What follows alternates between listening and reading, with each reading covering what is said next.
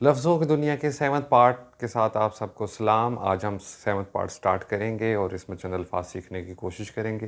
पहला लफ्ज़ है जी एलूजन, ALLUSION। एलूजन का मतलब होता है एन इंटरेक्ट रेफरेंस, या उर्दू में अगर हम इसे समझना चाहें तो इशारा करना। तो जब ये इनडायरेक्ट रेफरेंस का मतलब इसमें अमूमन जो प्रोज़ में इस्तेमाल हुआ है वो किसी लिटरेरी वर्क का की तरफ इशारा करना इस्तेमाल हुआ है। अगर आपने शेक्सपियर के नावल से या शेक्सपियर के काम से अगर कोई सेंटेंस इस्तेमाल किया है तो हम कहते हैं कि ही अलूडेड शेक्सपियर। इसका मतलब अगर वो इनडायरेक्ट होगा तो अलूजन होगी, अगर वो डायरेक्ट होगा तो वो रेफरेंस होगा, किसी को रेफ़र करना।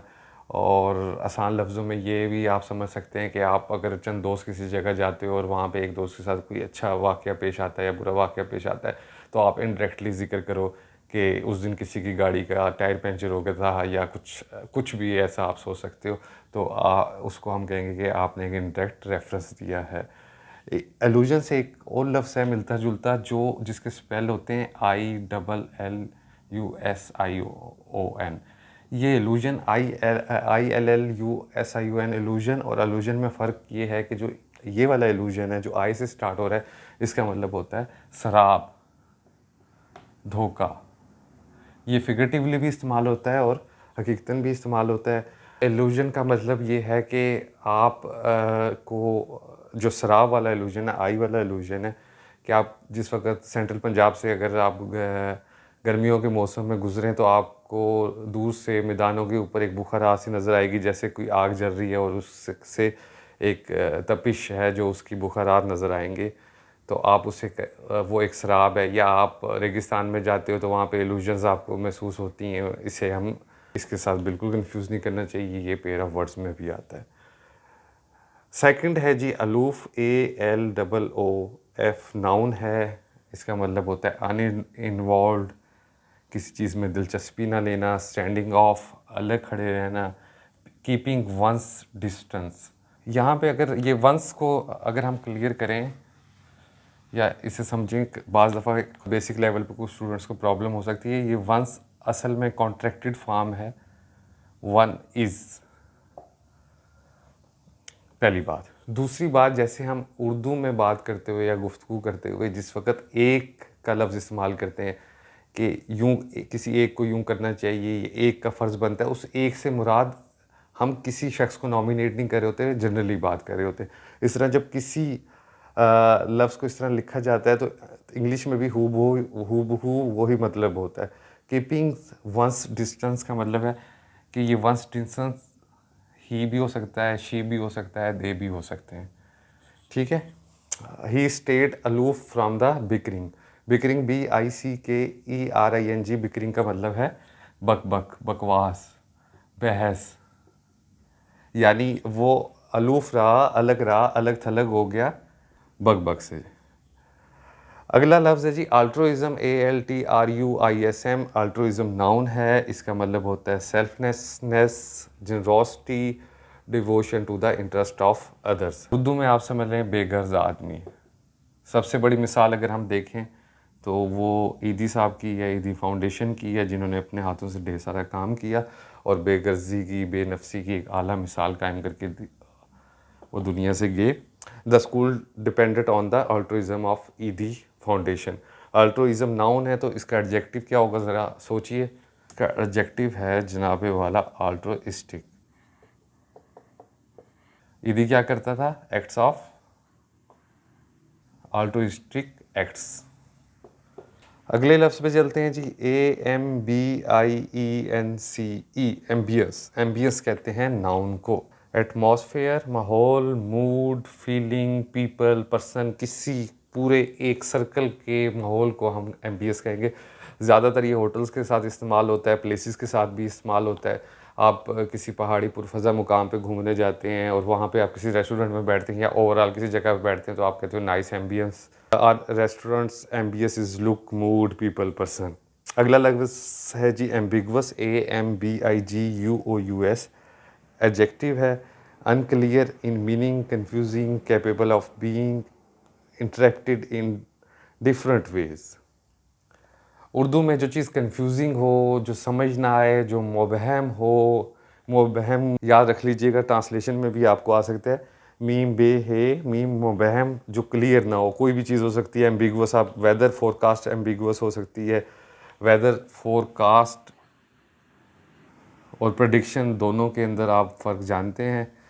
ऐसे छोटे छोटे फ़र्क अगर आपको मालूम ना हो तो ज़रूर याद रखिएगा, कहीं ना कहीं कंपेटिटिव एग्ज़ाम में आपको ये आ सकता है इस्तेमाल के लिए, आपकी कंप्रीहेंशन में भी यकीनन इजाफा करेगा।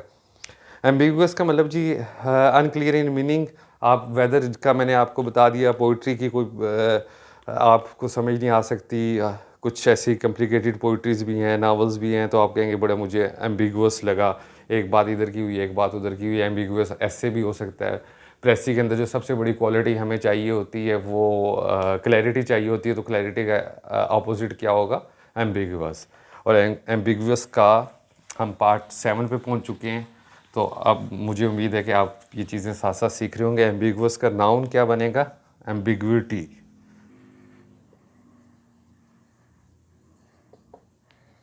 ठीक है जी, ये इसका नाउन बनेगा।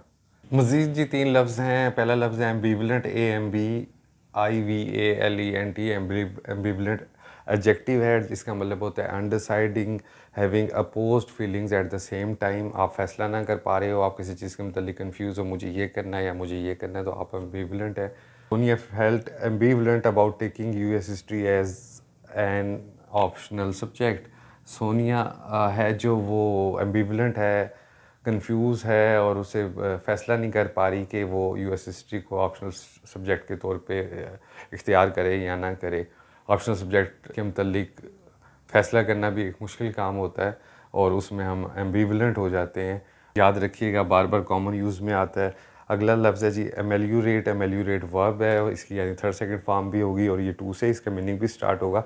To make better, to make more tolerable.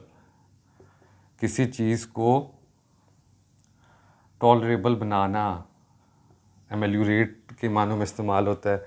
आप की फाइनेंशियल कंडीशंस बड़ी बुरी हैं और आपका कोई दोस्त आपको कुछ पैसे रकम दे देता है, उस रकम से आपका गुजारा हो जाता है लेकिन आपके मसाइल दूर नहीं हो सकते, तो भी जो आपकी एग्जिस्टिंग कंडीशंस होगी उसमें बेहतरी आ जाएगी।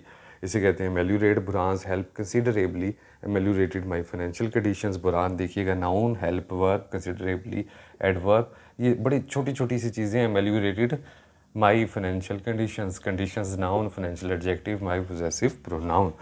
हम आते हैं ये अभी से अगर आप ध्यान में रखेंगे तो ग्रामर पढ़ने में आपको बड़ी आसानी रहेगी। अगला लफ्ज़ है जी अमीनेबल। AMENABLE एडजेक्टिव है। अमीनेबल का मतलब होता है ओबीडियंट, साबिर, शाकिर, बात मानने वाला, इताअत करने वाला। Willing to give in to the wishes of another. ये इस लफ्ज़ की तरफ ध्यान दीजिएगा। गिव इन फ्रेजल वर्ब पे हम अलग से भी कर लेंगे, लेकिन अगर आप रूटीन में करते जाएं नेचुरल बेसिस तो ज़्यादा बेहतर है। गिव इन का मतलब होता है किसी की बात तस्लीम कर जाना, हार मान जाना। अमीनेबल का मतलब उर्दू में हम इताअत गुज़ार, साबिर, मानने वाला। एक मिसाल ऐसे हम दे सकते हैं जैसे अगर आपकी फ़ैमिली का या कि मेरी फ़ैमिली का इरादा है कि वो इस बार जाएंगे स्कर्दू और मैं स्कर्दू की बजाय कहीं और जाना चाहता हूँ और मैं आखिर में उनकी बात मान के स्कर्दू चला जाता हूँ। वैसे स्कर्दू इंतहाई खूबसूरत जगह है, तो इसका मतलब है कि मैं अमीनेबल हूँ, मैं उनकी बात मान रहा हूँ। आप अमीनेबल ऐसे हैं कि अगर आप ऐसे करना तो नहीं चाहिए, लेकिन अगर आप अपने करियर को करना कुछ चाहते हैं और बात आप अपने पेरेंट्स की मान लेते हैं तो आप अमीनेबल होंगे। ये आज के अल्फाज थे। मुझे उम्मीद है आप इन पार्ट्स के साथ या ख़ुद से भी वोकैबलरी की तैयारी कर रहे होंगे। वोकैबलरी ज़रूर बढ़ाइएगा। आपको इसमें 3 से 6 माह दरकार होंगे। आज जो कल आप इसके लिए लफ्ज़ इस्तेमाल करते हैं गेम, तो ये 3 से 6 माह की गेम है। तो अपना ख्याल रखिएगा और अल्लाह हाफिज़।